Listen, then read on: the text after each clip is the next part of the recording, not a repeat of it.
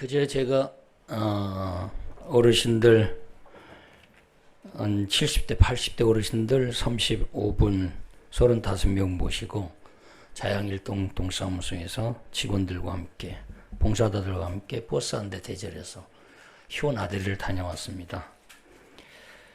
남녀 어르신들 모시고 갔다 왔는데 같이 그 불암산을 갔습니다. 노원구에 가서 프로그램에 참여하고 힐링 프로그램 뭐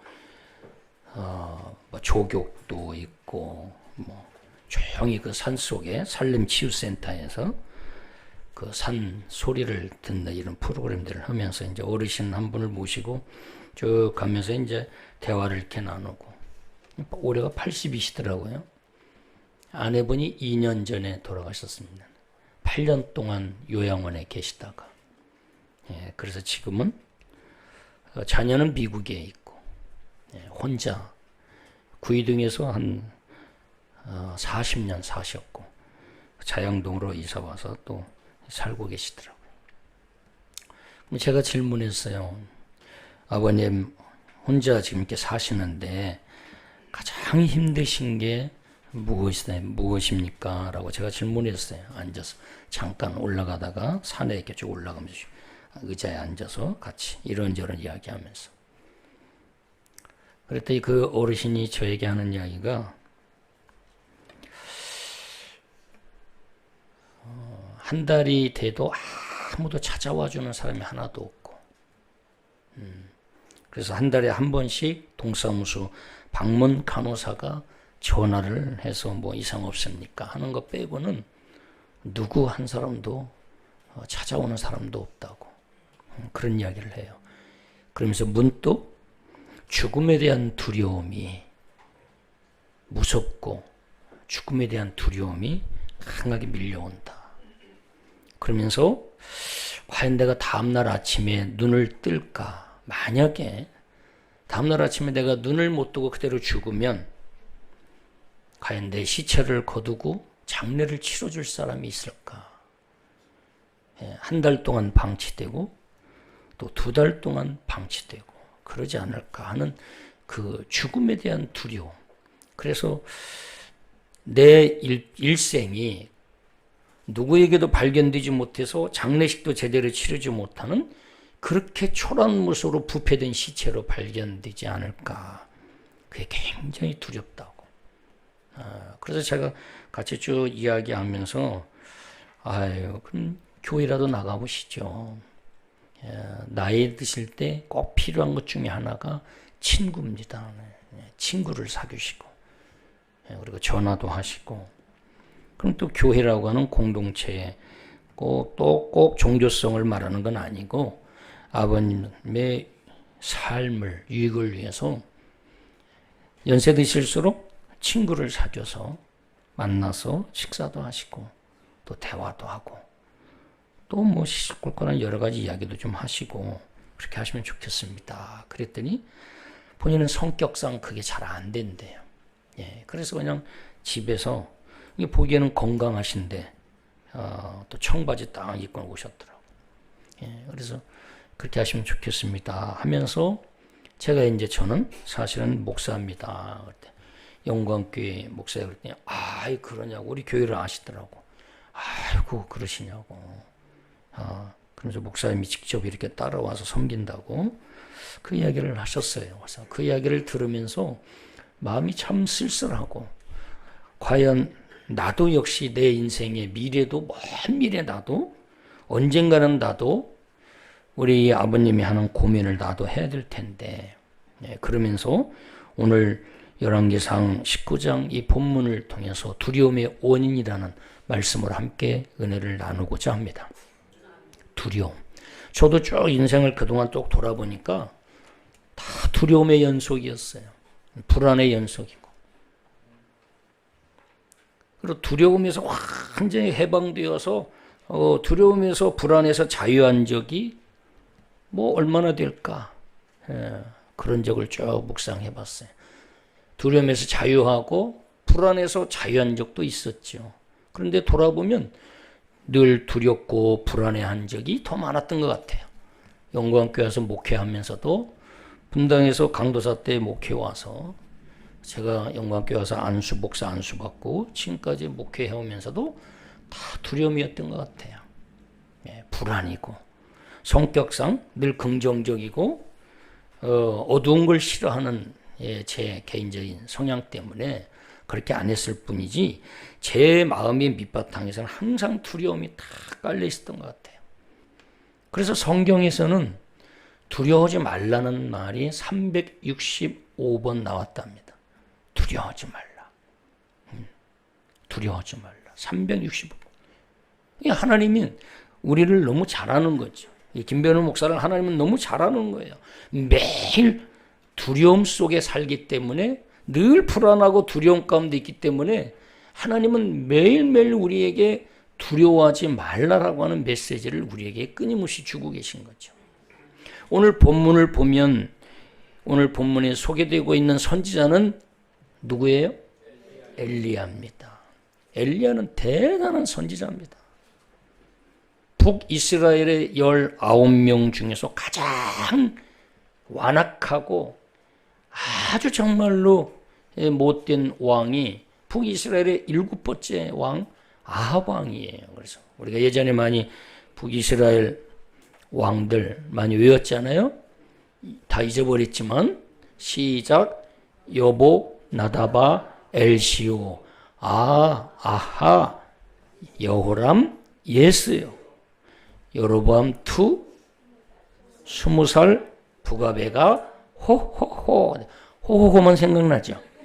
예, 네. 거기에서 느바스 아들 여로보암, 나답, 바사, 엘라, 시므리, 오므리, 아합, 아하시아, 여호람 할 때 7번째 왕이에요. 아합 왕이. 그때 가장 악한 왕이었어요. 선지자들을 닥치는 대로 잡아서 선지자들을 다 죽였어요. 하나님을 말하는 선지자가 있으면 잡아다가 다 죽였어요. 그리고 반대로 바알 선지자와 아세라 선지자는 최고의 대우를 해줬어요. 그런 시대에 엘리야가 콜링, 하나님께 소명을 받고 하나님의 사명을 감당하고 있었어요. 그러니까 그때 목숨을 걸고 선지자의 사명을 감당했겠지요. 예, 그럴 때에 이 엘리야가 어떻게 쓰임받았느냐? 열왕기상 18장을 보면은 엄청난 능력 가운데 쓰임받았어요. 이때가 3년만 동안 기근 시대였거든요. 먹을 것이 없어서 다 굶어 죽고 하는 시대예요. 누구보다 그때는 신을 많이 찾고 구하는 시기였겠죠. 예, 풍요의 신 바알 신에게도 바알 선지자들을 앞세워서 엄청난 이 제의 행사를 벌이면서 그 비오기를 간절히 구하고 풍요를 염원했던 그런 시대예요. 예, 그런 시대에 엘리야 선지자가 활동했었어요. 그런데 이 시대에 보면은 이 열왕기상 18장에 보면은 큰 두 가지 사건이 나오는데 하나는 니네 신이 진짜인지 내가 믿는 하나님이 진짜인지 한번 대결해보자. 쉽게 말해서 맞짱 뜨자. 목숨 내걸고 한번 누가 참 신이지 너희가 믿는 바알 신 그리고 아세라 신이 진짜 신인지 거짓인지 내가 믿는 여호와 하나님이 참 신인지 내 목숨 걸고 한번 대결하자 라고 왕에게 제안을 해요. 그것도 왕에게. 누구에게? 왕. 그 당시 왕이 누구예요? 아합 왕이에요. 아합 왕에게 제안을 해요. 얼마나 대단해요. 우리 영광교회 성도들 다 이랬으면 좋겠어요. 정말 왔다 갔다 비실비실 불안해서 저처럼 이렇게 막 늘 두려움을 사로잡고 있으면 안 그런 척하고 폼 잡고 막 씩씩한 척 하지 말고 정말 두려운 존재를 완전히 벗어나서 여호와 하나님 앞에 죽으면 죽으리라고 목숨 던지고 믿음을 지켜가는 저와 여러분이 되면 얼마나 좋을까. 예. 이 엘리야가 왕에게 맞짱 뜨자고 대결을 하는 거예요. 그러니까 왕도 좋다. 그러면서 바알 선지자 450명을 끌어모아요. 그리고 아세라 신 400명도 다 끌어모아서 어디로 데리고 올라가냐? 갈멜산으로 데리고 올라가요. 그리고 단을 쌓아. 쭉 단을 쌓고 도랑을 만들고 그 단에다가 오히려 물을 잔뜩 부으라고 그래요. 그리고 각자 자기가 믿는 신에게 한번 구하자. 그래요. 그래서 먼저 이 바알 선지자들이 450명이 모여서 떼창으로 그냥 기도하는 거예요. 막 우글우글. 뭘 내려달라고? 불을 내려달라고. 불을 내려주소서 하고 막. 잘 듣고 계시죠? 뭘 내려달라고? 불을 내려달라고. 그런데 놀라운 기적 같은 역사가 일어났어요. 하나도 안 내려오는 거예요. 바알 선지자가 아무리 불을 내려달라고 외쳐도 불 한 방울, 성냥개비 불 같은 불 하나도 안 보여요. 그러니까 자기들이 그동안 그 신에게 풍요를 달라고 기도하고 잘 먹고 잘 살게 부자 되게 해달라고 기도하고 농사 잘 짓게 해서 추수 곡식 많이 거두게 해달라고 얼마나 많은 걸 갖다 바치고 선지자들에게 갖다 바쳐서 선자들 먹여 살리고 그랬는데 이 대결할 때 침묵하고 있는 그 신에 대한 불신이 얼마나 크겠어요. 그러니까 막 몸을 갖다 막 칼로 그냥 막 학대시키면서까지 이 신의 도움을 간절히 청하고 요청하는데도 불이 내려왔어 안 내려왔어요? 안 내려왔어요. 그 다음 차례 엘리야가 기도하는데 엘리야가 간절히 기도했더니 하늘에서 불이 내려와서 그 제단을 다 불로 태웠어. 그리고 나서 도망가는 그 바알 선지자들을 뒤쫓아서 함께하는 모든 다른 무리들에게 전부 다 붙잡으라고 이야기했어. 그리고 붙잡아오는 그 바알 선지자들을 엘리야가 칼을 들고 다 쳐 죽였어. 450명을 하나도 남기지 말고 다 죽이라고. 그리고 나서 갈멜산에서 하나님께 간절히 무릎을 꿇고 얼굴을 무릎 사이에 놓고 기도하니 구름이 보이기 시작하면서 3년 반 동안 비가 안 오던 그 기근에 비가 내리기 시작하는 거예요. 그러면서도 그 아합 왕 앞에서도 조금도 굽히지 않고 여호와 하나님을 의지하고 믿음으로 그렇게 탄데 있던 그 엘리야. 그 엘리야가 열왕기상 19장에서는 정반대의 모습을 보이고 있어요.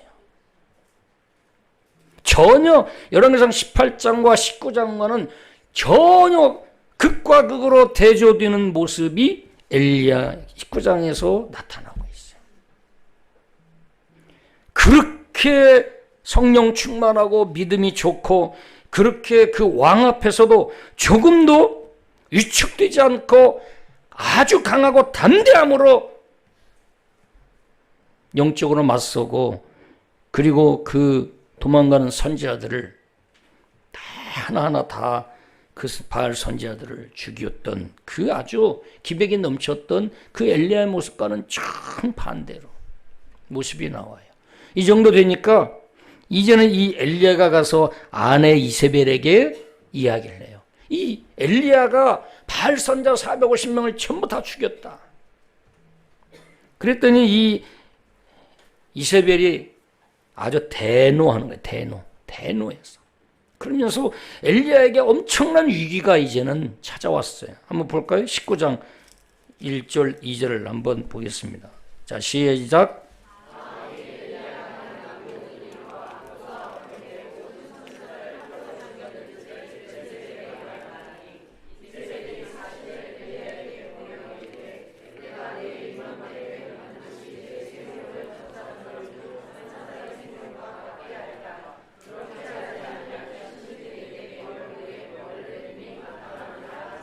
네.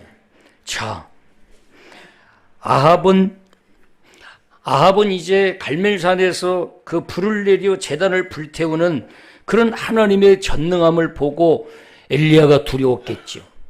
그런데 이 아내 이세벨은 도끼를 품고 그런 엘리야를 이제는 죽이려고 작정해요. 그럼 내일 이맘때에 죽이겠다. 선포를 하고 그야말로 엘리야를 찾아서 어떻게든 죽이려는 그런 계획을 가지고 다시는 엘리야가 이런 짓을 하지 못하도록. 그래서 이 엘리야가 그 사실을 알게 돼요. 큰 엘리야에게 위기가 찾아오죠. 불안과 두려움이 엄습해서 과연 이것을 어떻게 돌파할 거냐, 이런 위기 가운데 엘리야의 모습을 보면 어떤 모습이 여기서 나타나냐. 3절을 한번 보면 그가 이 형편을 보고 일어나 자기의 생명을 위해서 어떻게 해요? 도망하여. 도망하는 엘리야. 두려움과 이 불안이 찾아오니 도망하는 엘리야. 우리가 하나님의 일 열심히 하다가도 육신적인 어려움이 있고 오면은 다 내려놓고 등 돌리고 때로는 도망해서 다 필요 없다 잠수 타는 경우도 있잖아요. 뭘 이야기라도 해줘야 기도하고 또 격려하고 그럴 텐데 아무 말 없이 그냥 잠수 타버린. 두 번째의 모습을 보면 몇 절입니까? 4절을 보면은 4절을 보면 자 3절 보면 도망하는데 어디로 도망했어요? 브엘세바로 도망했지요. 사마리아에서 브엘세바까지 55km예요. 55km를 도망갔어요. 자, 그 브엘세바 옆에 광야 한적한 곳으로 갔죠.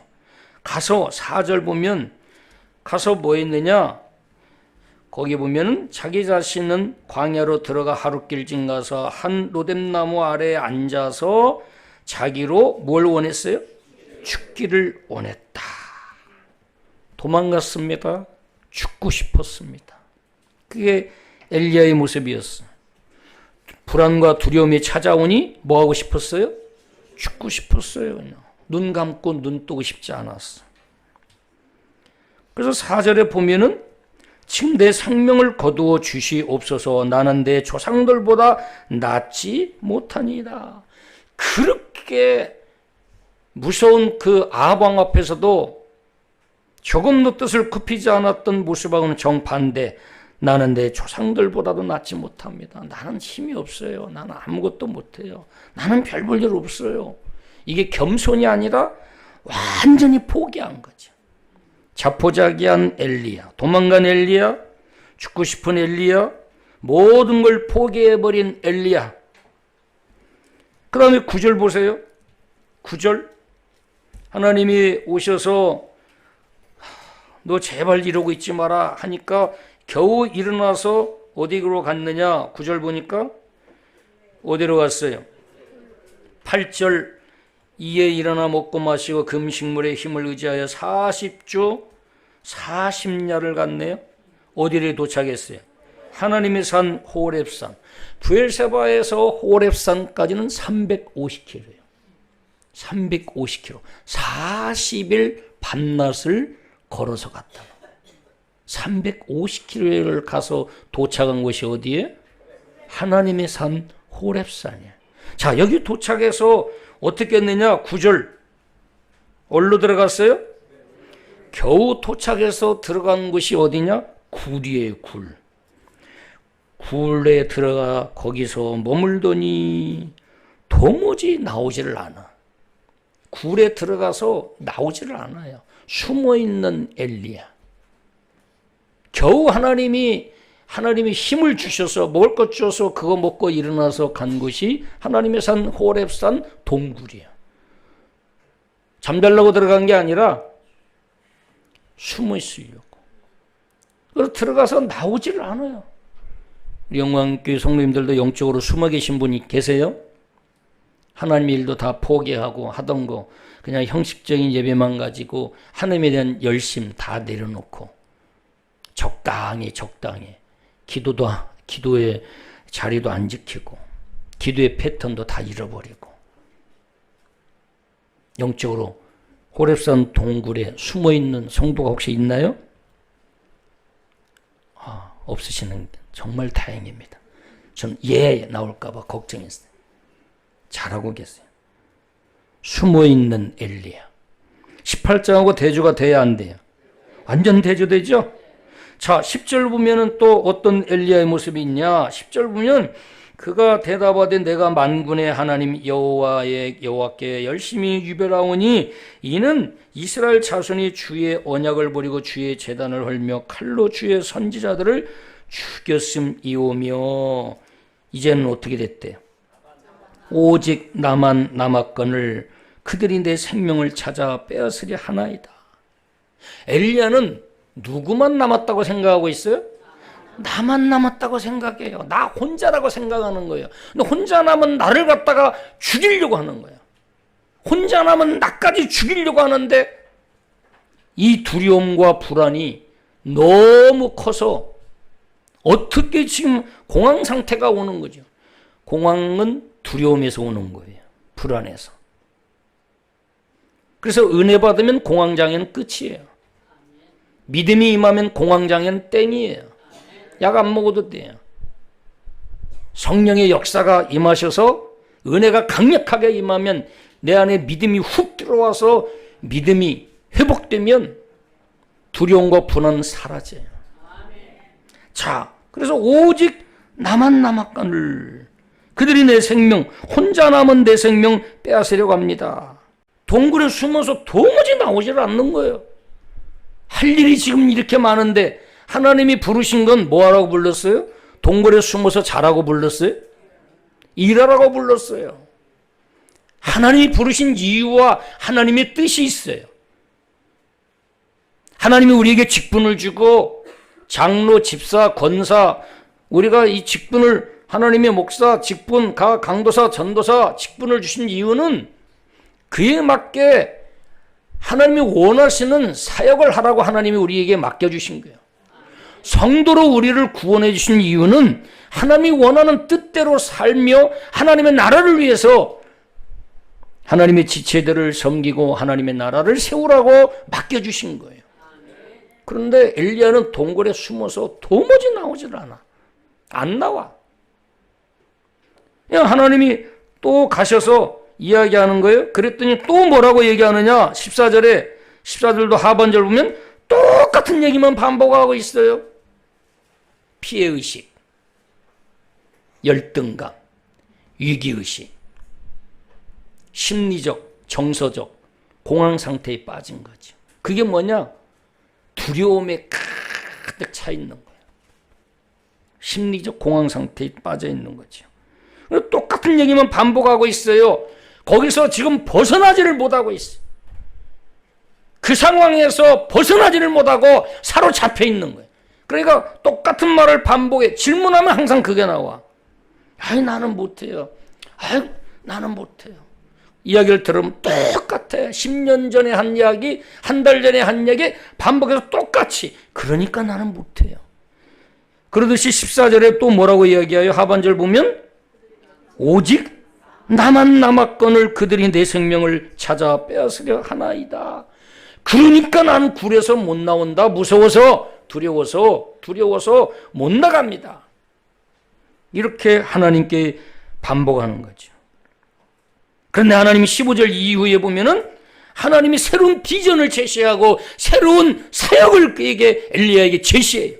너는 지금 이렇게 동굴에 숨어 있을 때가 아니다. 지금 뭐하고 있냐? 라고 이렇게 이야기하는 거예요.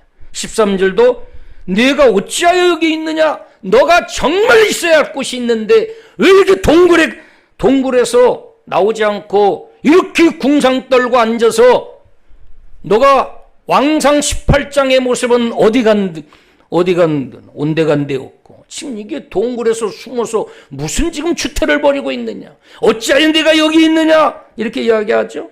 어찌하여 내가 여기 있느냐? 또 뒤에도 보면 반복해서 이야기를 해요.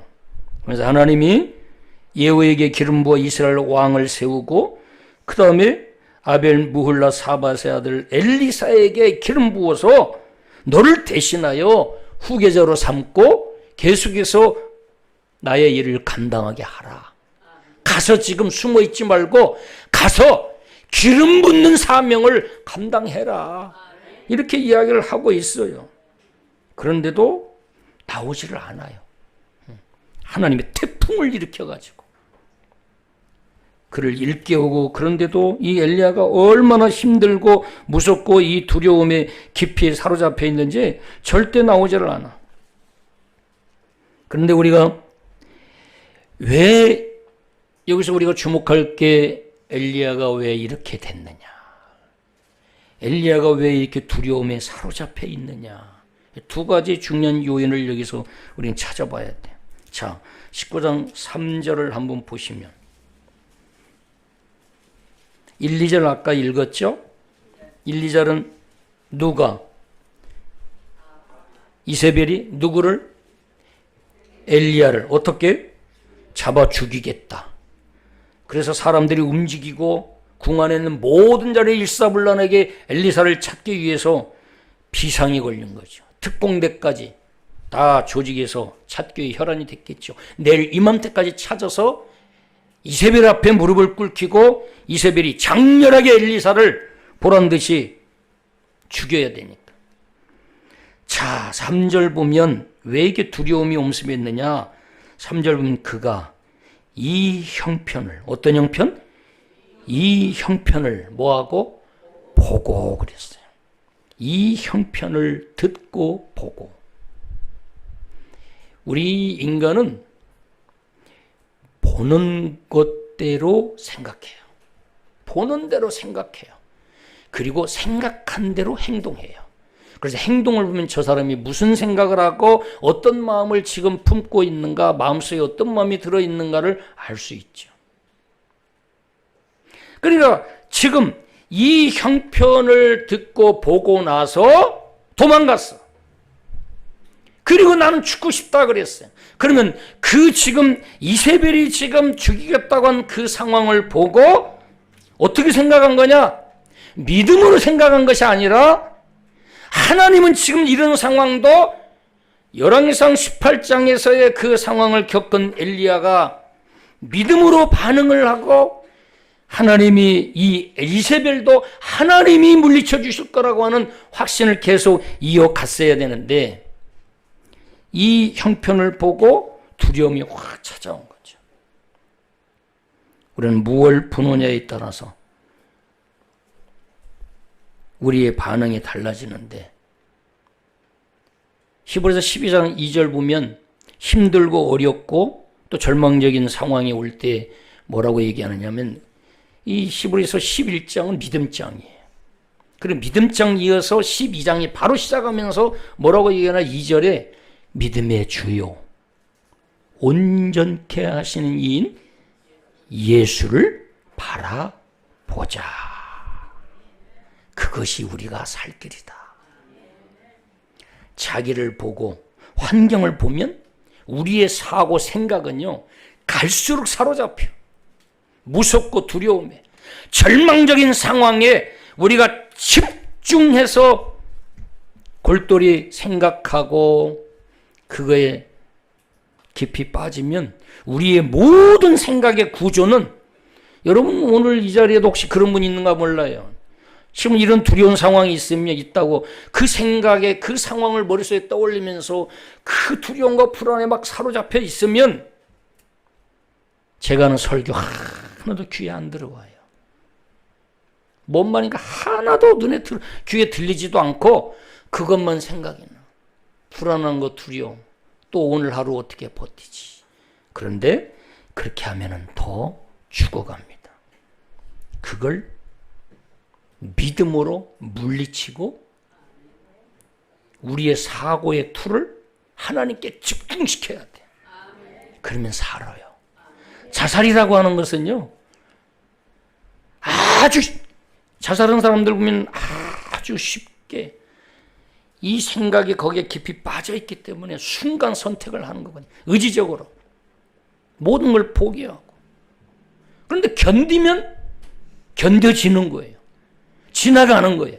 시간이 답이기 때문에 시간 속에 내 몸을 두고 그냥 흘러가면 어느 순간에 방법이 찾아지고 그리고 살 길이 보이는 거예요. 더 나아가서 우리의 믿음의 사람은 그 시간의 주인은 하나님이시기 때문에 그 시간을 붙들고 있는 하나님을 붙들고 우리가 그 앞에 딱 버티고 있으면 하나님이 그 시간 속에서 우리에게 찾아오시. 그래서 그 시간을 이기고 극복하게 만드는 하나님이시기 때문에. 그래서 자살한 사람들 보면 거기에 완전히 그 생각에 사로잡혀 있는 거예요. 그러니까 그냥 앉아있고 믿음이 좋은 것 같지만 실상은 죽은 예배를 드리고 있는 거지. 말씀도 안 들어오고 집중도 안 들어오고 온갖 두려움에 사로잡혀서 하루하루가 버티는 것이 그야말로 곤욕이죠. 근데 엘리야가 바로 이런 모습이었어요. 엘리야의 머릿속에는 온통 그거에 사로잡혀 있어. 제가 목사로서 신앙생활 이렇게 쭉 하는 분들 보면 잘 신앙생활 잘하다가 신앙이 무너져 흐트러져. 그런데 계기가 있어요. 어떤 사건, 어떤 상황, 그것 때문에 흔들려. 그럼 그거에 그 상황에 사로잡혀 있는 거예요. 그걸 벗어나지 못하고. 그걸 꽉 잡혀 있어서 그것을 못 빠져나오니까 나머지 99를 잃어버리는 거예요. 그 일에 사로잡혀서 그 일 때문에 사로잡혀가지고 빠져나오지 못하니까 더 좋은 99. 하나님이 그 일을, 그 어려운 이 이세벨을 넘어서 하나님이 더 이세벨을 능가하는 그런 좋은 축복의 상황 99를 만들어 놨는데 일에 집중하고 집착하다 보니까 한계의 그 상황에 집중하다 보니까 하나님이 예비해 놓으신 99라는 상황을 놓쳐버리는 거예요. 그래서 이 엘리야가 이런 상황 속에서 믿음이 온데간데 없고 그냥 완전히 두려움이 사로잡힌 거죠. 그 다음에 두 번째 보면 10절과 14절 아까 읽은 오직 나만 남았거늘, 이것이 두려움의 원인이에요. 여러분, 우리 믿음의 사람은요 혼자가 아니야. 내 안에 누가 계셔요? 성령 하나님이 계셔요. 우리 수련회 때 얼마나 많은 내용 메시지를 들었어요. 성령이 내 안에 오셔서 나와 함께 영원토록 살고 계셔. 그래서 내가 성령 하나님을 모신 교회요, 거룩한 성전이에요. 그리고 그분이 다 듣고 계시고 내 형편을 알고 계시고 한 번도 나를 떠난 적이 없어요. 한 번도. 오직 나만 남았다고 생각했지만 한 번도 하나님은 나를 혼자 내버려 둔 적이 없어요. 늘 나와 함께 하셨지. 지난주 암송했던 성경구절 다 같이 한번 이사야 41장 10절. 전 세계에서 크리스찬인들이 가장 많이 좋아하고 가장 많이 암송하는 구절로 이 이사야 41장 10절을 뽑았어. 근데 그런 구절 하나 암송을 못한다면 한번 따라하십니다. 창피하다. 자존심 상한다. 자, 시작. 두려워하지 말라. 내가 너와 함께 하리라. 놀라지 말라. 나는 내 하나님이 됨이니라. 내가 너를 굳세게 하리라. 참으로 내가 너를 도와주리라. 참으로 나의 의로운 오른손으로 내가 너를 붙들리라. 할렐루야. 아멘. 두려워하지 말라. 하나님 우리에게 이 정도로 이야기를 해주셔. 자, 두려워하지 마. 제발 무서워하지 마. 한번 따라하겠습니다. 내가 있잖아. 내가 있잖아.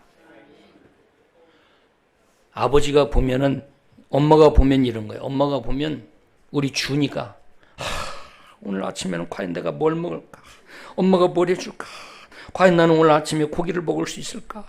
엄마 고기 주세요. 고기 주여, 고기를 주세요. 엄마 마음을 감동시켜서 오늘도 삼겹살과 그리고 뭐 수육을 만들어 주게 주시옵소서. 그러고 있는 모습 보면 엄마가 보면 어떤 생각이 들겠어? 엄마가 보면 그런 모습 보고 있으면 어떻겠어? 엄마가 과연 내 초등학교는 입학시켜 줄까? 나 초등학교 들어가고 싶어요.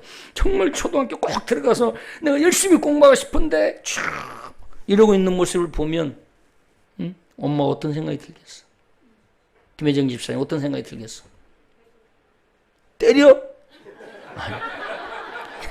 한번 따라하겠습니다. 쓰잘데기 없는 기도를 하고 있구나. 쓸데기 없는 염려를 하고 있구나. 하나님은 그래요. 제발 두려워하지 말. 지렁이 같은 너 야곱아, 너희 이스라엘 사람들아, 두려워 말라. 나 여호와가 말하노라. 그 다음 나 여호와가 말하노라. 내가 너를 도와주리라. 내 구속자는 이스라엘의 거룩하신 자니라. 두려움은 마귀가 좋아해요. 그래 잘한다. 계속 두려워해. 두려움의 끝은 포기입니다. 생명도 포기하고 모든 것도 다 포기해. 그리고 내 몸 안에 있는 모든 세포들이 내가 내 생각으로 두려움을 하는 순간 세포들이 딱딱딱 불을 꺼요. 세포가 불이 들어오거든요. 잠자고 있는 세포가 불이 들어와요. 우리 뉴런과 이 해마 속에 있는 그 60개조의 세포가 있거든요. 이 불이 다 꺼져. 탁탁탁탁 꺼져. 그럼 어떻게 되냐? 신진대사가 마비가 돼요. 소화불량, 그리고 근육이 무기력해지고 삶의 의욕이 사라지고 먹고 싶은 식욕도 사라져. 나른해지고. 그래서 옆 사람 보세요. 좀 눈 초점 이상한 분은 위험한 분이야 지금. 빨리 찾아내야 돼. 이따 구역예배 드리면서. 옆 사람은 보세요. 눈 초점만 보세요. 뭔가 좀 끼미가 보이면 빨리 119를 불러든지 뭐 그 약 처방을 해야지. 그런데 우리가 여기서 주목할 게 있어. 슬프고 괴로울 때 어떻게 해야 돼요? 이세벨 쳐다봐야 돼요? 주를 바라봐야 돼요. 주를 바라보는 게 뭐냐? 기도하는 거예요. 하나님 말씀을 붙잡는 거예요. 그리고 옆에 중보기도 요청하고, 동굴에 들어가서 숨어 있는 게 아니라 겨우 먹을 것 줘서 힘줘가지고 격려해서 복돋아가지고 다시 힘을 내서 네 갈 길을 가라 라고 했더니 겨우 350km 40주야 가서 겨우 있는 곳이 호렙산 동굴에 들어가서 도무지 나오질 않는 거예요. 그러니까 동굴 밖에서 하나님의 태풍을 일으키는 거예요. 그랬더니 겨우 엉금엉금 겨서 문 밖에 서서 이러고 쳐다보는 거예요. 그 쳐다보고 있는 동굴 밖에 나와서 겨우 쳐다보고 이러고 있는 거예요. 그러니까 하나님 뭐라고 그래요? 어찌하여 내가 여기에 있느냐? 너가 있어야 할 곳이 지금 여기가 아닌데 언제까지 이 동굴 속에 숨어서 그렇게 전능하신 여호와 하나님의 만왕의 왕신 하나님을 믿는 성도요, 하나님의 아들과 딸인 왕같은 왕의 아들이요 전능자의 믿음의 아들이요 딸인 너가 그렇게 동굴 속에서 추태부리고 있느냐? 어찌하여 너가 있느냐? 이것이 하나님의 심정이에요. 우리가 여기 오늘 본문에서 우리가 주목할 것이 이런 절망과 그리고 이 포기와 공황 상태에 빠져 있는 엘리야를 대하는 하나님의 모습이야. 한번 볼까요? 제가 이 말씀을 제가 이게 준비하면서 주님이 내 곁에 찾아오신 것처럼 그러면 내가 눈물이 나더라고요. 여러분 5절 보세요. 19장 5절 보면요. 지쳐가지고 모든 거 다 포기하고 55km 걸어가서 그 광야의 노랫나무 아래에서 들어 누워가지고 절망하고 있는 그 엘리야에게 모든 걸 포기했는데 가서 훈계하고 책망하고 너 왜 있다고밖에 못하냐 실망했다 그게 아니라 그냥 찾아오셔서 뭐라고 하느냐 5절 보면 5절 한번 읽어볼까요? 시작.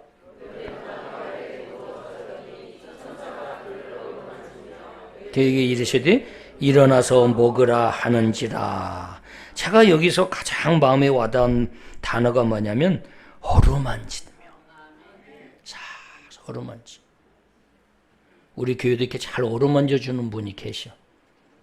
우리 박인숙 권사님께 아무 말도 않고 이게 어루만져줘. 아무 얘기도 않고 아빠가 다 어루만져줘 애를. 그러면 여러 가지 메시지가 있어. 힘내. 걱정하지 마. 아빠가 있잖아. 힘내. 괜찮아. 나도 실수할 수 있고 너처럼 나도 이렇게 부족해. 걱정 마. 힘내. 사랑해. 지쳐있는 노뎀나무에 쓰러져 있는 엘리야에게 주님 찾아오셔서 다 어루만져 주셨어요. 잘못했다고 지적하고 너 왜 열왕기상 18장 같은 모습이 없냐? 너의 믿음이 이 정도밖에 안 돼. 그게 아니라 괜찮아. 어루만져 주면서 일어나 먹어라. 그게 주님의 사랑이에요. 하나님의 사랑은 그렇게 절망하고 있을 때도 하나님의 사랑은 계속됐어요. 엘리야를 향한 하나님의 사랑은 중단되지 않았어요. 옆 사람 한번 등 살살 만져보세요. 때리지 말고 살살. 괜찮아. 힘내. 너가 나보다 나아. 네, 너가 나아. 그걸 그렇게 장난하다 하면 안 되고 진지하게 고개를 살짝 15도 각도로 숙이고 이렇게 만져. 그러다 마지막에는 뒤통수 탁 한 대 때려. 그럼 은혜가 팍 가시니까. 근데 이게 한 번이 아니야. 또 와서 7절 보세요. 또 7절 시작.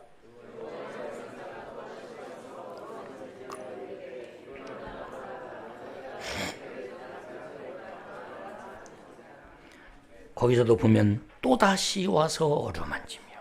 자, 또다시 한번 어루만지고 시작. 또다시 다 어루만져. 말하지 말고 쓰다듬기만 하라니까 뭐 말해. 아무 말하지 말고 딱 쓰다듬으면서. 그리고 메시지를 보내요.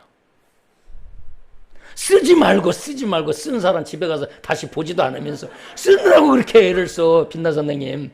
쓰지 말고 지금 예림자매 쓰다듬으라고 그랬지. 지금 쓰는 시간이 아니고 어루만지라고 그랬잖아. 말 대답하지 말고 순종하고. 자, 다시 한번 아무 얘기하지 말고 옆 사람과 쓰다듬으시기만 하세요. 그럼 마음속으로 이렇게 메시지를 보내. 말하지 말고 박민영 강사님 누가 말하라고 그랬을 때 누가 그냥 아무 말 하지 말고 아무 말 하지 말고 그냥 이렇게 쓰다듬으세요. 눈도 마주치지 말고 어깨. 마음속으로 메시지를 보내. 정건순 사장님 왜 순종을 안 하시고 왜 집사님 쓰다듬으라니까 왜 안 쓰다듬으시고 왜? 끝났어요 벌써. 잘하셨어요. 스킨십은요 엄청난 우리에게 힘을 줘요. 부부끼리도요 아무 얘기 없이 손 딱 잡아주면요 이게 다 통해. 여보 힘내. 요즘 많이 힘들지. 내가 다 알아. 괜찮아. 나는 여전히 당신 편이야. 뭐 이런 많은 메시지가 있어요. 근데 우리는 말을 해야만이 전달이 되는 줄 아는데 스킨십을 통해서도 다 전달이 돼요. 어떤 때는 말하는 것이 오히려 불편할 때가 있잖아요. 하나님이 엘리야에게 찾아오셔서 이렇게 어루만져.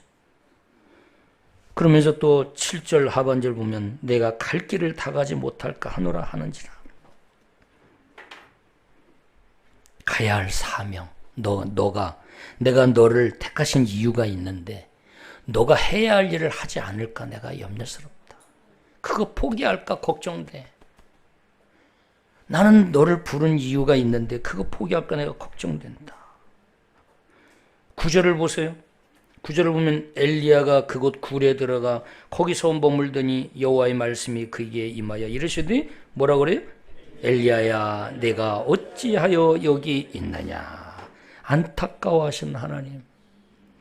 자, 우리가 여기까지 볼 때의 공통점인 건 뭐예요? 하나님은 계속해서 찾아오신. 그리고 하나님은 엘리야를 포기해야 안 해요? 안 해요. 엘리야는 포기했지만 하나님은 절대로 포기를 안 해요. 하나님이 저와 여러분을 부르셨잖아요.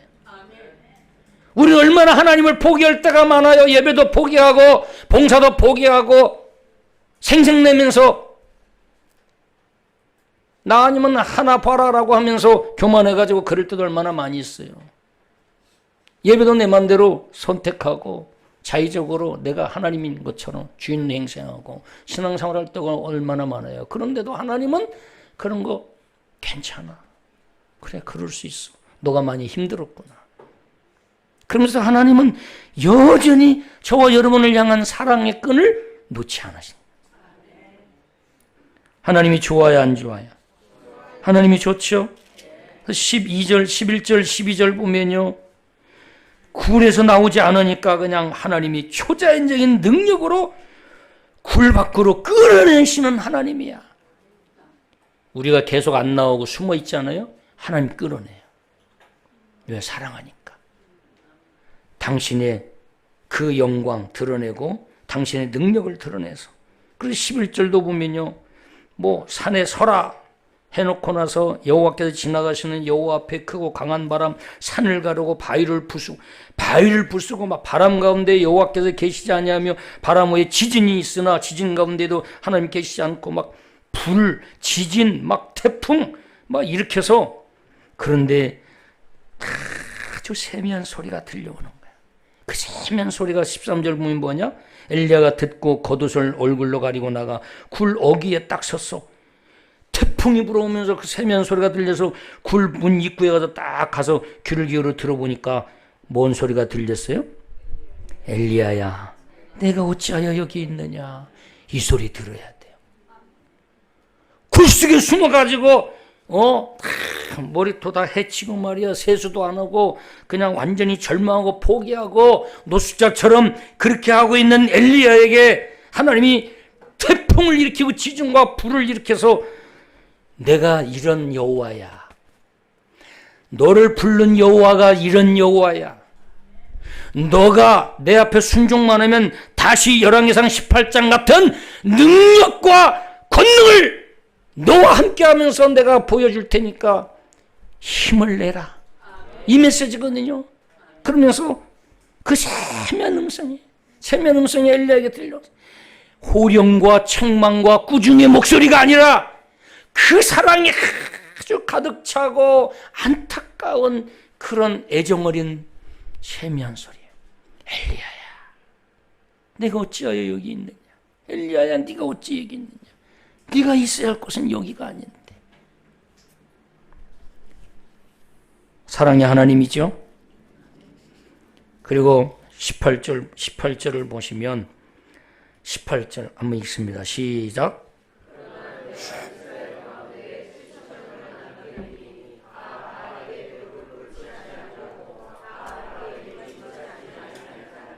아멘.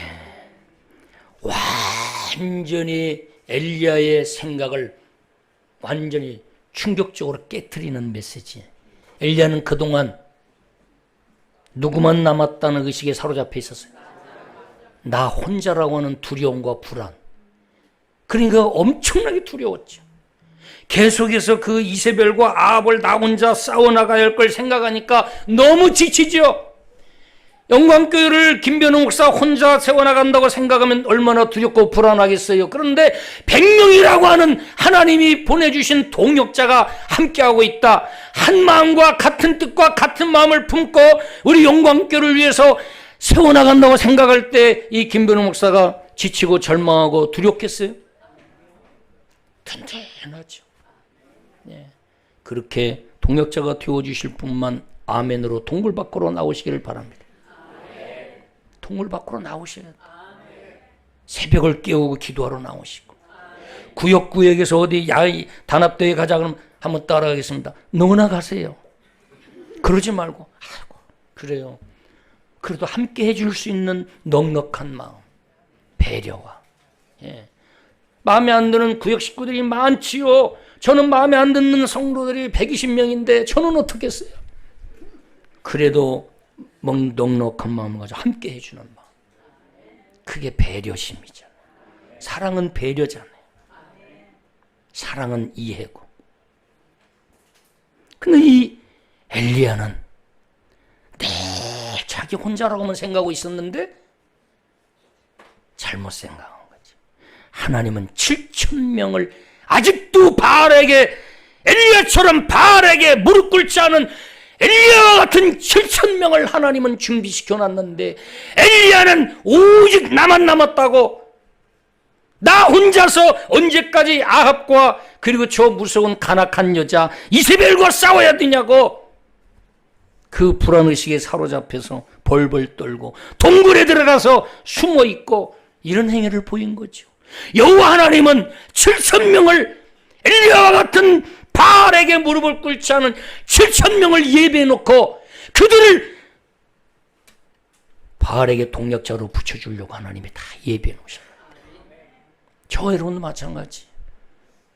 하나님은 우리가 알지 못하는 그 이면에 바알에게 무릎 꿇지 않은 7,000명을 하나님은 다 준비시켜 놨어요.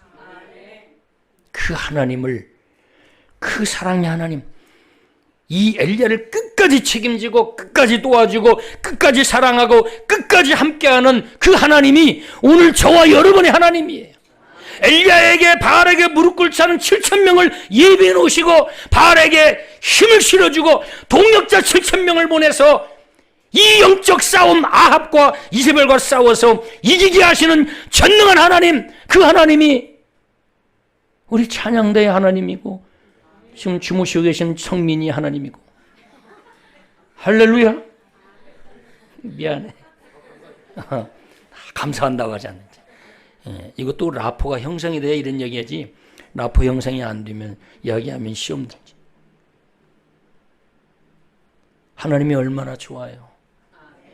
여러분, 하나님에 대해 착각하지 마세요.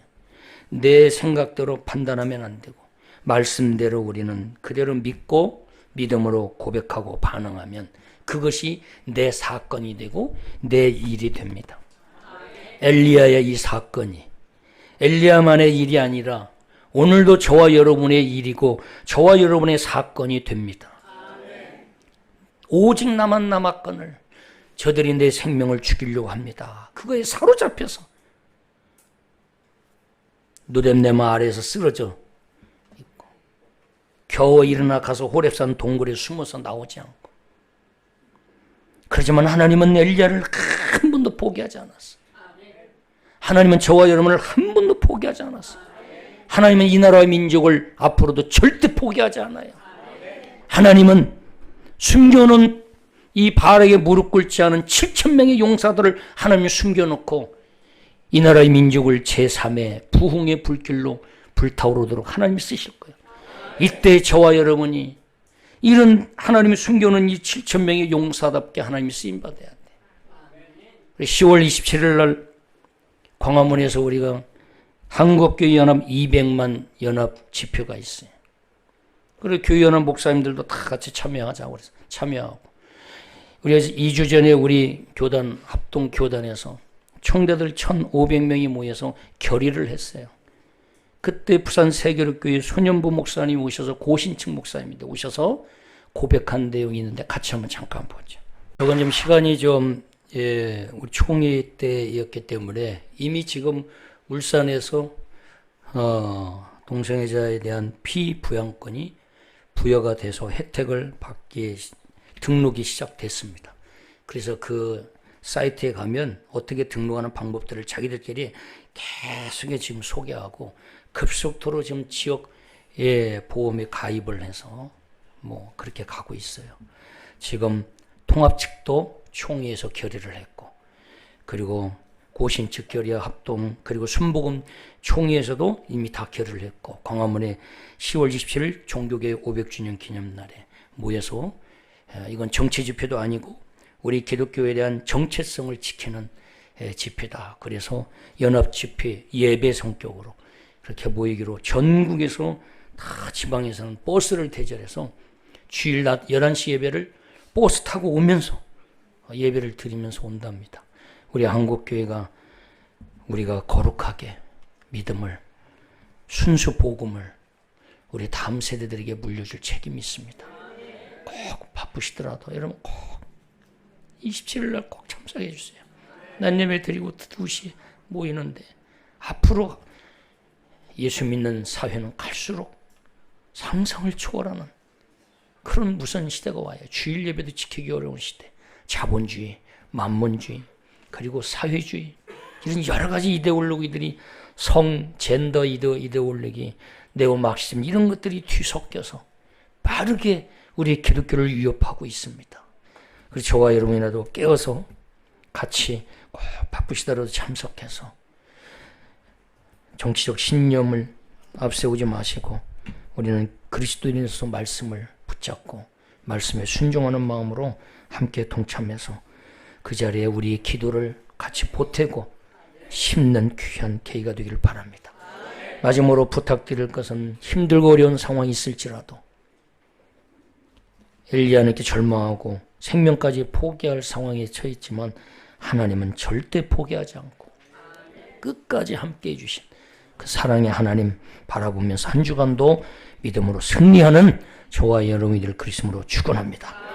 하나님 아버지 감사합니다. 오늘도 귀한 말씀 통해서 위로해 주시고 또 은혜 주신 하나님 감사합니다. 우리 한국교회를 하나님의 손에 올려드립니다. 이 나라와 민족 조국을 하나님의 손에 올려드립니다. 우리 영광교회 그리고 함께하는 우리 모든 믿음의 가족들, 오늘 예배하는 우리 사랑하는 성도님들 모두를 하나님의 손에 올려드립니다. 감사하며 예수님의 이름으로 기도하옵나이다. 아멘.